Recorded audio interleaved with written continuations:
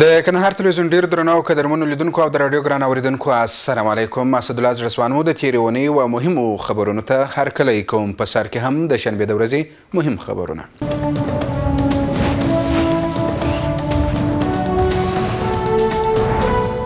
کندهار ولایتي ادارې د وسلوالو طالبانو په برید کې د ټپیانو سوو ملکي وګړو سره نقدي مرسته وکړل. 2 اونۍ وړاندې د نیمروز ولایت په دلارام ولسوالۍ کې د وسلوالو طالبانو په توغندیز برید کې 8 تنه د ښوونځي زده کوونکي ټپیان سول. دغه ټپیان چې د درملنې په موخه میرویس حوزوي روغتون ته وړل سوي وه. د شنبې په ورځ کندهار والي تورن جنرال زلمي ویسا لخوا هر ټپي ته 50,000 افغانۍ ورکړل سوې.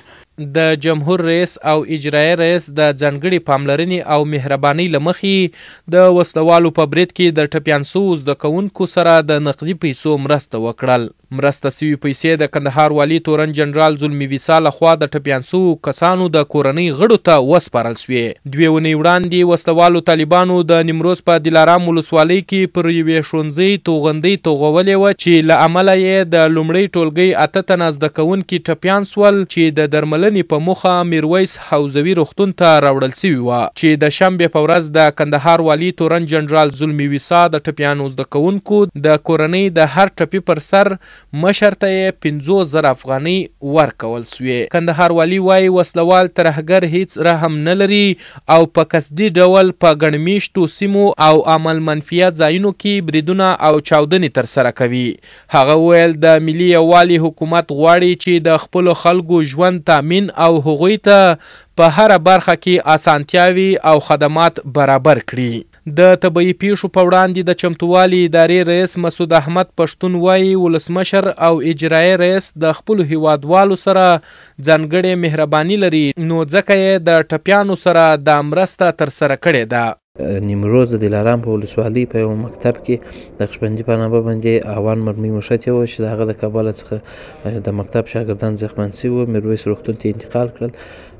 د ولایت مقام او د وزارت مقام په خاص هدایت سره د هر زخمي کورنۍ سره 50,000 افغانۍ د ریاستي حوادث د بودیجې سره دوی سره کومک وکړي. مرسته ترلاسه کوونکي د مرکزي او کندهار ولایتي ادارې څخه مننه وکړل چې دوی یې یوازې نه دي پرېښي او د پام وړ مرسته یې ورسره کړې ده.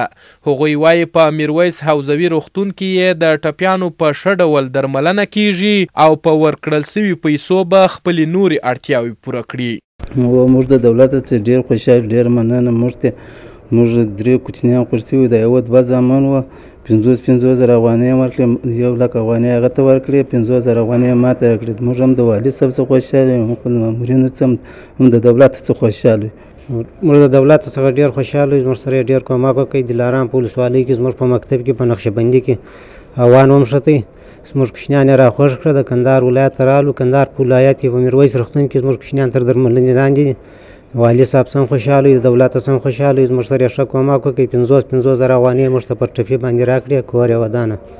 د یادونې وړ ده چې د کندهار ولایتي اداره نه یوازې د ټپي سوو او شهیدان سوو کورنیو سره د نقدي پیسو مرستې کړي بلکې هر وخت یې د بېوزلو غریبو کډوالو او بې ځای سوو کورنیو سره د نقدي پیسو مرستو ترڅنګ د خوراکي او غیر خوراکي توکو مرستې هم کړي دي.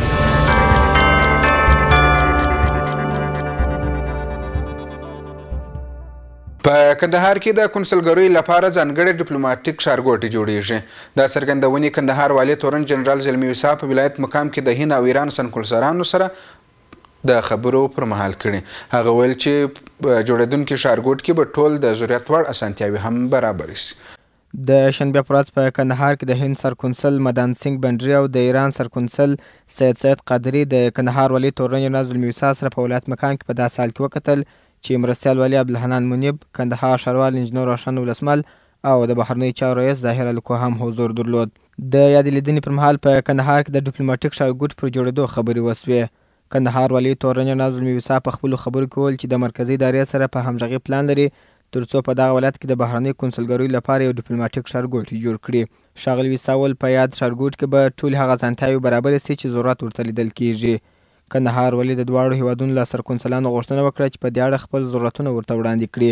وروسته د یادو هیوادونو سرکونسلانو د ډیپلوماټیک ښارګوټي پر جوړېدو خوښي څرګنده کړه او ویل چې یاده موضوع به د خپلو مرکزي حکومتونو سره شریکه او خپل ضرورتونه به ولایت مقام ته وړاندې کړي.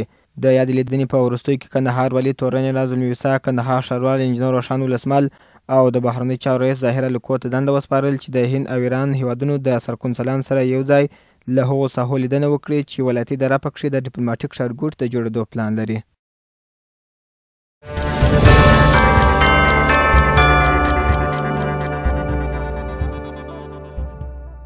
اوس هم د یکشنبې د ورځې مهم خبرونه.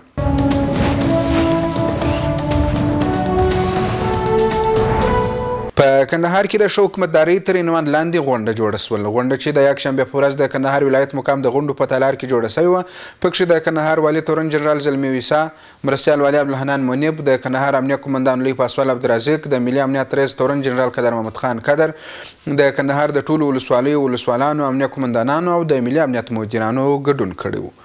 د کندهار ولایت د ټولو ولسوالیو ولسوالانو د ښه حکومتدارۍ تر عنوان لاندې په دې غونډه کې خپلې ټولې هغه ستونزې چې دوی په خپلو ولسوالیو کې لري په مخامخ ډول د کندهار له والي تورن جنرال زلمي ویسا سره په داسې حال کې شریکې کړې چې امنیتي مسؤلین هم حاضر وه. د پنجوایي، میوند، ژړۍ، دامان، بولدک، ارغنداب، مینشین، غورک، شوراوک، نیش، شاولی کوټ او خاکریز ولسوالانو هر یوه په خپل وار سره د خپلې ولسوالۍ اړوند ستونزې او پرمختګونه له کندهار والي او نورو امنیتي مسؤلینو سره شریک کړل. ولسوالانو د خبرو پر مهال په خپل ولسوالۍ کې د امنیت ترڅنګ له پرمختیایي کارونو خوښي وښوده او ویل چې په ولسوالیو او کلیوالي سیمو کې له امنیتي ځواکونو د ولسونو ملاتړ ډیر سوی او همدا لامل دی چې تر ډیره پورې په ولسوالیو کې د ښې حکومتدارۍ لپاره لاره هواره سوې ده.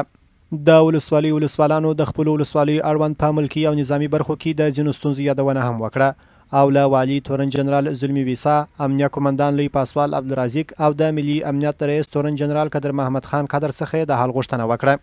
کندهار والي تورن جنرال زلمي ویسا په خپلو خبرو کې ویل چې ولسوالیو او کلیوالي سیمو کې د ښه حکومتدارۍ د پیاوړتیا لپاره دغه ډول غونډې ډېرې ګټورې دي او کولی شي د دولت او ولس ترمنځ فاصله ډېره راکمه کړي. هغه د ولسوالیو له ولسوالانو او امنیه قمندانانو سره ژمنه وکړه چې د ستا امکاناتو څخه په ګټه اخیستنه به یې مشکلات ورحل کړي. خو نوموړي له ولسوالانو غوښتنه وکړه چې له ولسونو سره په همکارۍ دې د ښه حکومتدارۍ لپاره خپلې هڅې چټکې کړي او د خلکو ملاتړ دې راخپل کړي. کندهار والي تورن جنرال زلمي ویسا دغه راز ویل چې د پولیو واکسین په تطبیق کې باید د ولسوالیو مسؤلین له ولسونو سره په ګډه جدي کار وکړي. هغه په دې برخه کې په خاص ډول د شاولی کوټ ولسوالۍ یادونه وکړه چې په خبره د پولیو وایروس اوس هم پکښې پراخ دی. کندهار والي د راتلونکو انتخاباتو په اړه هم څرګندونې وکړې او له ولسوالانو او نورو مسؤلینو څخه غوښتنه وکړه چې د ښو انتخاباتو د ترسره کولو لپاره باید سر له اوسه کار پیل سي. د کندهار امنیه قمندان لوی پاسوال عبدالرزاق هم خبرې وکړې. نوموړي ویل چې په ځینو ولسوالیو کې امنیتي ګواښونه شته خو د په خبره چې امنیتي ځواکونه ورته پوره چمتووالی لري او چاته به اجازه ورنه کړي چې په ولسوالیو او نورو کلیوالي سیمو کې امنیت ګډوډ کړي. هغه له خپل اړخه ډاډ ورکړ چې امنیتي ځواکونه د ټولو پرمختیایي پروژو او ښې حکومتدارۍ په برخه کې همکارۍ ته چمتو دي. د کندهار د ملي امنیت رئیس تورن جنرال قدر محمد قدر بیا په خپلو خبرو کې د امنیتي ځواکونو ترمنځ د ښې همغږۍ له امله ستاینه وکړه. د نوموړي په وینا چې د امنیتي ځواکونو ترمنځ ښه همغږي د دې لامل شوې چې د ښار په ګډون په ولسوالیو کې هم د امنیت په برخه کې مثبت بدلون رامنځته سي.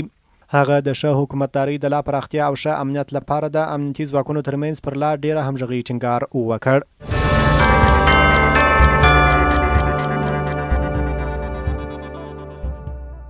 ولایتي شورا د خپل وکیل هغه څرګندونې رد کړې چې د کندهار امنیه قمندانۍ د شخصي زندانونو په لرلو تورن کړی و.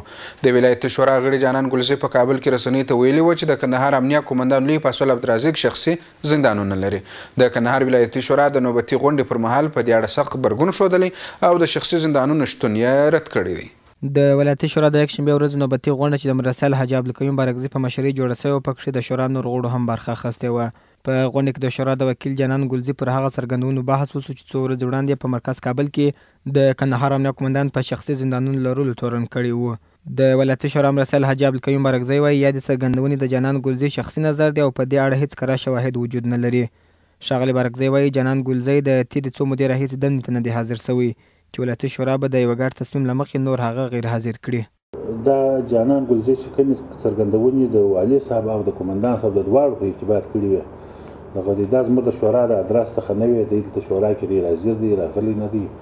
دا د شخصي نظر دی. زموږ ولایتي شورا د ولایتي ادارې د امنیتي ملي امنیتي ځواکونو سره پوره همکاري لري او همغږي لري او انشاءالله که کوم مشکل موږ پر وخت باندې هغو ته رسېدګي کولی شو هغه زموږ غږ اوري دا خبرې چې د کړي وي ټوله موږ نه تاییدوو موږ یې ردوو دا د شخصي نظر ولایتي شورا فیصله کړې ده چې دی نور په ولایتي شورا کې په دا ترتیب باندې که راځي خپلې وظیفې ته راسي که نه زموږ د وکالت څخه دی فارغه کېږي. د ولایتي شورا دې غونډې ته د کندهار د انحصاراتو مرستیال خواجه صفي الله صدیقي هم وربلل سوي وو او د مایع ګاز د لوړ نرخ په تړاو یې وضاحت ترې وغوښت. د ولایتي شورا مرستیال وایي دوی د کندهار د ولسونو ټول شکایتونه او اندېښنې په دې تړاو د مسؤلینو سره شریکې کړي چې هغه په جواب کې د افغانۍ په وړاندې د ډالر لوړېدل او د عیسوي کال په وروستیو کې د نړیوالو ترمنځ حساب او کتاب دی. هغه وایي اوس په کندهار کې د 1 کیلو مایع ګاز نرخ 250 افغانۍ دی او هر څوک چې تر دې نرخ لوړوي بې انصافي کوي چې دوی به د کنټرول لپاره مسؤلین جدي کار کولو ته متوجه کړي. معاون صاحب راغلی نو موږ ته وویل چې دا وخت کې د کال اخري ده په هر ملک کې خپل حسابونه کېږي او دغه لږ لوی د پروسه لږ لوی او بل په دا اوسنۍ ورځو کې تقریبا دغه د 1.5 افغانۍ د ډالر یا 1 افغانۍ د ډالر نرخ لوړ شوی دی د افغانۍ په مقابل کې په دا خاطر باندې دغه د څه مشکلات مګر په کندهار کې نشته په 250 افغانۍ باندې دغه د نرخ ورکړی دی په هغه 250 افغانۍ باندې ګیس خرڅېږي او انشاءالله دوی به د اضافه مخنیوي د اضافه توب څخه مخنیوي وکړي. د ولایتي شورا په دې غونډه کې د معمول سره سم د خلکو پر ورسپانو شکایتونو هم غور وسو او د حل په موخه اړوند ادارو ته راجع سوه.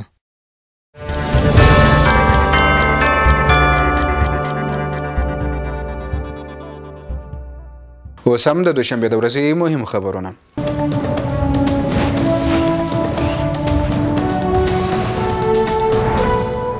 افغان ځواکونو په کندهار کې د وسلوالو د ځپلو په موخه ګډ عملیات پیل کړي.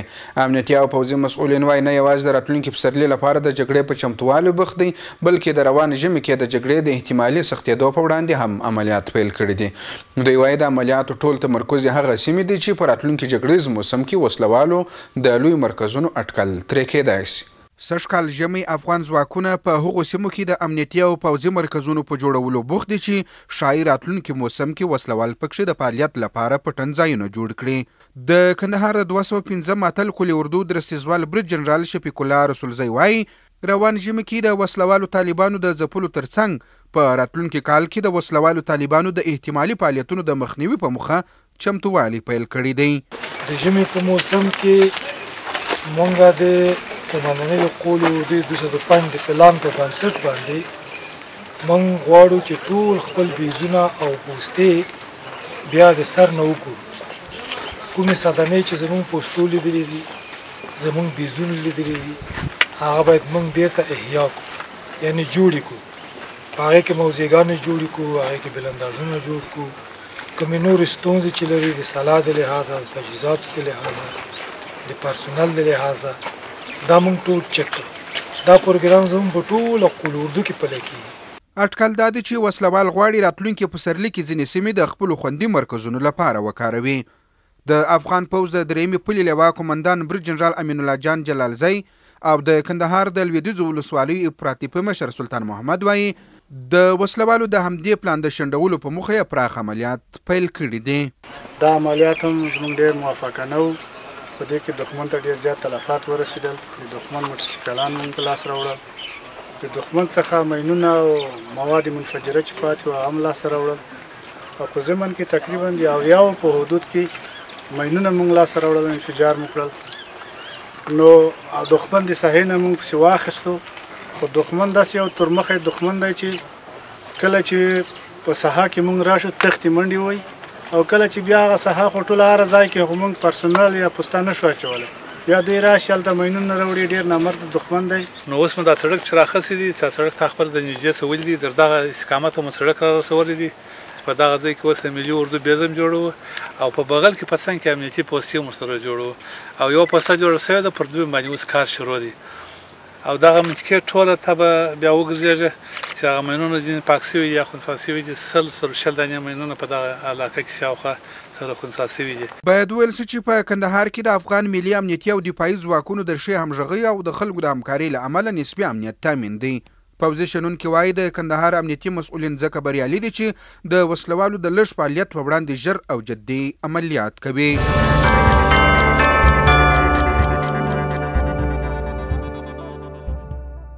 اوس هم د سهشنبې د ورځې مهم خبرونه.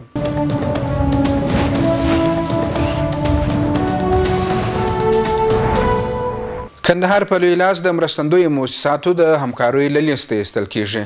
کندهار والي تورن جنرال زلمي ویسا یادې څرګندونې د ولایتي پرمختیایي کمیټې په غونډه کې وکړې چې پکښې سکتوري رئیسانو مسؤلینو ترڅنګ په کندهار کې د میشتو همکارو مؤسسو مسؤلینو هم ګډون کړی و. په ولایت مقام کې د ولایتي پرمختیایي کمیټې په غونډه کې د کندهار ولایت د سکتوري ریاستونو مسؤلینو او مرستندویو مؤسساتو استازو د تیر کال کاري پروژو او روان مالي کال د پلانونو په اړه معلومات د کندهار والي سره شریک کړه. په غونډه کې د همکارو مؤسسو مسؤلینو وویل چې تیر کال یې د کندهار په سطح منظور شوي پروژې د ولایتي ادارې سره په همغږۍ ترسره کړي دي چې تر دا مهاله یې د ځینو کارونه بشپړ شوي او د ځینو کارونه روان دي. د مؤسساتو استاز وویل چې په بیلابیلو برخو کې یې په کندهار کې مرستې روانې دي چې زیاته برخه یې د جنګونو څخه د بې ځایه شوو کورنیو او راستنېدونکو کډوالو سره دي. دې ته ورته د عامې روغتیا، معرب، زراعت، پایدامې، کار او ټولنیزو چارو رئیسانو کندهار والي ته وویل چې عادي او پرمختیایي بودیجه یې په مصرف رسولې ده او هم یې د همکارو مؤسسو په مرسته ډول ډول پروګرامونه په لاره اچولي دي، خو د بودیجې پر وخت نه رسېدل یې لویه ستونزه یاده کړه. بل لوري ته د کندهار والي تورن جنرال زلمي ویسا د مؤسساتو مسؤلینو او سکتوري رئیسانو ته وویل چې هغه کارونه چې په تیر کال کې یې ښه پایله نه وي ورکړې په روان کال کې باید تکرار نشي. تورن جنرال زلمي ویسا زیاته کړه چې د مرستندویو مؤسساتو کارکوونکي په لوی لاس کندهار د مرستو د لیسته باسي. ښاغلي ویسا د نړیوال غذایي پروګرام د مسؤل او نورو مؤسسو د مسؤلینو څخه غوښتنه وکړه چې د خوارځواکه ماشومانو او ښوونځیو سره دي بیا ځلې غذایي مرستې پیل کړي. نوموړي زیاته کړه چې په ټولو ولسوالیو کې دي د متوازن پرمختیایي پلان له مخې کارونه پیل کړي. هېرېدنې وي چې د ولایتي پرمختیایي کمیټې غونډه په میاشت کې یو ځل جوړیږي چې پر مهال یې د همکارو مؤسسو مسؤلین او ولایتي ادارې رئیسان خپل پلانونه شریکوي.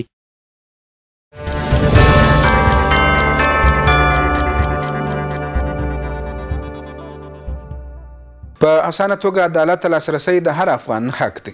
د کندهار استیناف محکمې رئیس د خپلو قاضیانو او مامورینو سره په خپل منځل ناست کې د محکمې پر عادلانه پریکړو ټینګار وکړ او هغوی ته یې سپارښتنه وکړه چې د عدالت په تامین کې د فرد دقت څخه کار واخلي. د سې شنبې په ورځ د کندهار په استیناف محکمه کې عدالت ته په اسانه لاسرسي تر عنوان لاندې غونډه جوړه شوې وه.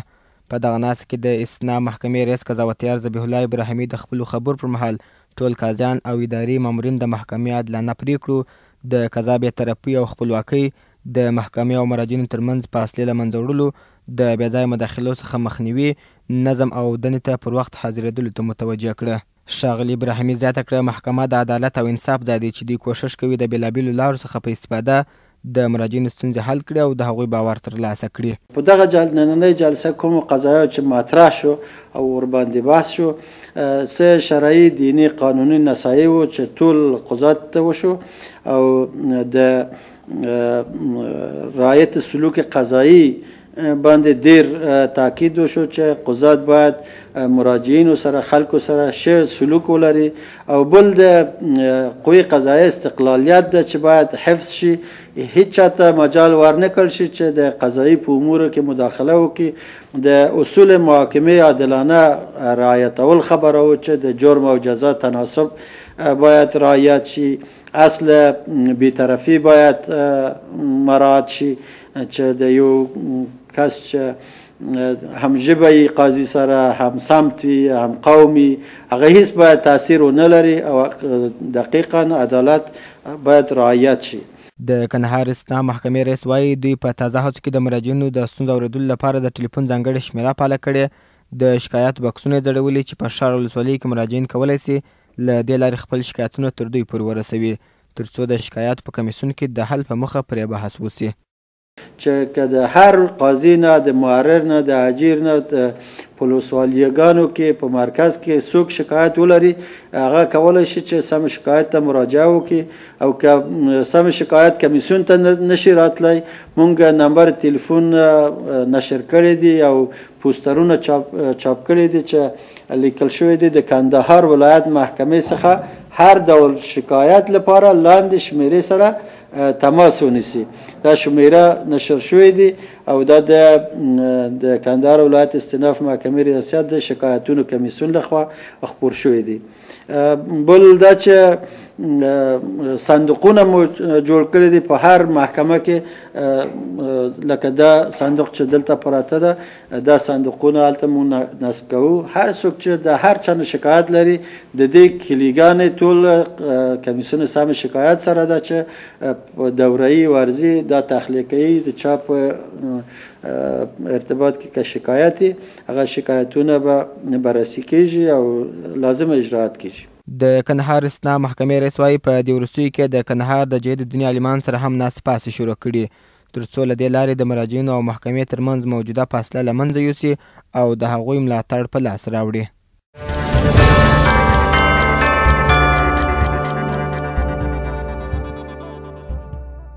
اوس هم د چهارشنبې د ورځې مهم خبرونه.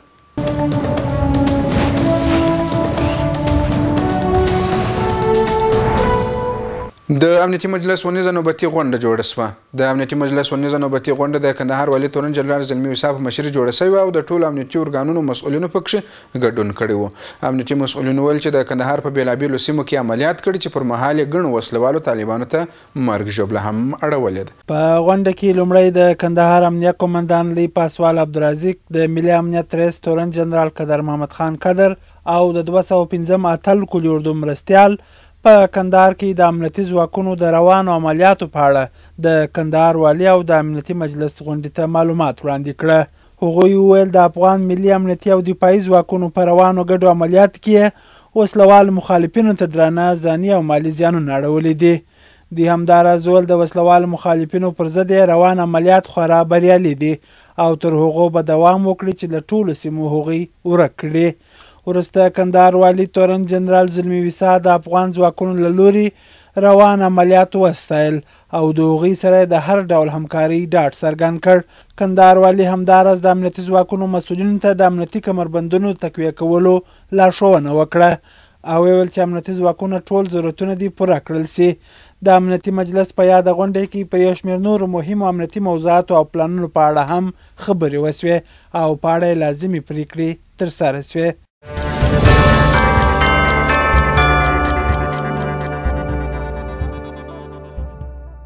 اوس هم د پنجشنبې د ورځې مهم خبرونه.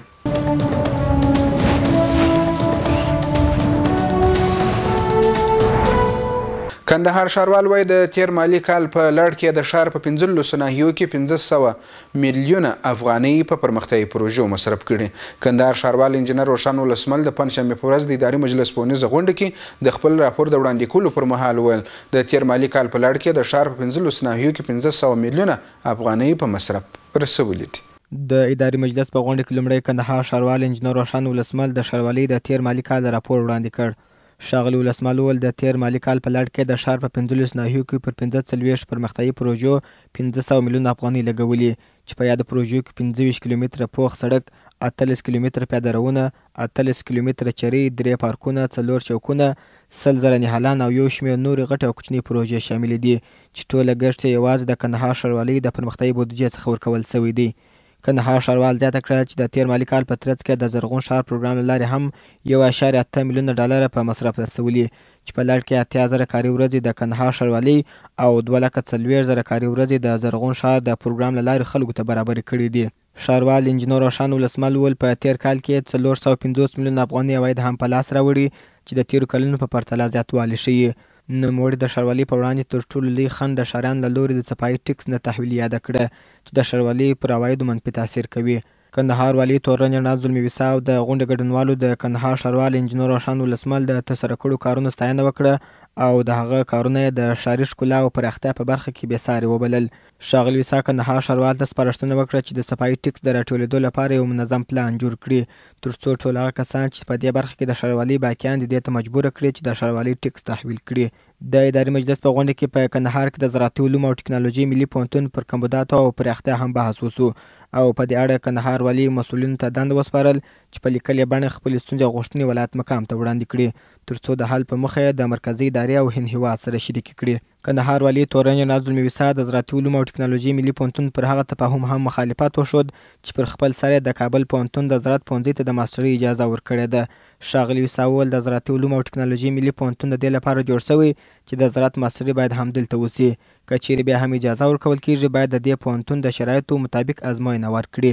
هغه دغه راز په ولسوالۍ کې پر متوازن انکشاف هم ټینګار وکړ او ورسپارښتنه وکړه چې دولتي خدمات باید د دې ولایت لرې پرتو ولسوالیو ته هم وغځول سي.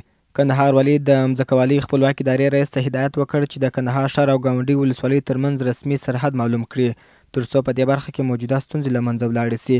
والي تورن رڼا زلمي ویسا په ادارو کې د خپل سري تبدیلي سره هم مخالفت وښود او په دې اړه د دولتي ادارو مسؤلینو ته هدایت وکړ چې د دې کار څخه لاس واخلي. کندهار والي د دولتي ادارو مسؤلینو ته امر وکړ چې خپل ټول باقیات باید ژر تر ژره راټول کړي او ولایت مقام په جریان کې واچوي. نوموړي په کندهار کې د پولیو د مثبتو پیښو په ډېرېدو هم اندېښنه وښودل او په دې اړه د دولتي ادارو مسؤلینو ته هدایت وکړ چې د مسؤلینو سره د دې ناوړه مرض د مخنیوي لپاره اړینه همکاري وکړي. په عددي نوي چې د غونډې په وروستیو کې د کندهار والي له لوري د تیرو تعقیبه موضوعاتو پوښتنه وسوه او مسؤل کسان یې خپلو ورسپارل شویو دندو ته متوجه کړه.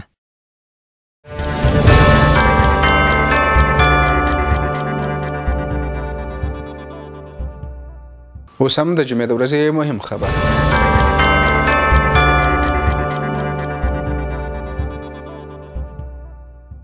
په هلمند کې پر 1500 بې ځایه شوو کورنیو مرسته وویشل شول. دا مرسته په هلمند کې د بهرنیو ځواکونو لخوا برابره شوې چې پر بې ځایه شوو او بېوزلو کورنیو وویشل شول. هلمند کې د امریکا د سمندري ځواکونو لخوا چمتو شوې مرسته پر 1500 بېوزله او بې ځایه شوو کورنیو وویشل شوه. په دې مرستو کې لوښي، کمبلي او د ژمي د اغوستلو توکي شامل وه. په ملکي چارو کې د بهرنیو ځواکونو سلاکار جبره وایي دا مرسته هلمند کې د بې ځایه شوو او بېوزلو لپاره چمتو کړې او خوښ دی چې پر مستحقو کسانو ویشل کیږي. د هلمند مرستیال والي سردار محمد همدرد وایي دا مرستې د هغو کورنیو لپاره دي چې اړمنې او اړتیا ورته لري. دی وایي بهرنیان که له یوې خوا نظامي ملاتړ کوي له بلې خوا د اړمنو او بې ځایه شوو کورنیو سره هم دا د مرستې وکړي. دی وایي هیله کوي چې نور هم خپل دې ډول همکاریو ته دوام ورکړي. برخه کې مرسته کوي. دې ترڅنګ د خلکو د همکاري په خاطر هم دغه مرستې تیارې کړي دي. زه د دوی څخه مننه کوم چې دغه ډول مرستې یې تیارې کړلې او هیله مې دا ده چې خپل دغه ډول مرستو نور هم ادامه ورکړي ترڅو هغه اړمن خلک او کم خلک چې ورته ضرورت لري هغه د دغسې مرستو څخه برخمن شي. دا کومک په داسې حال کې ترسره کیږي چې له تېرو څو کلونو راهیسې هلمند کې جګړه ده او لا تر اوسه د جنوبي ولسوالیو د جنګ ستونزه نه ده حل سوې. وروستیو 2 کلونو جګړو کې نږدې 8000 کورنۍ لښکرګاه ښار ته راکډه سوي دي.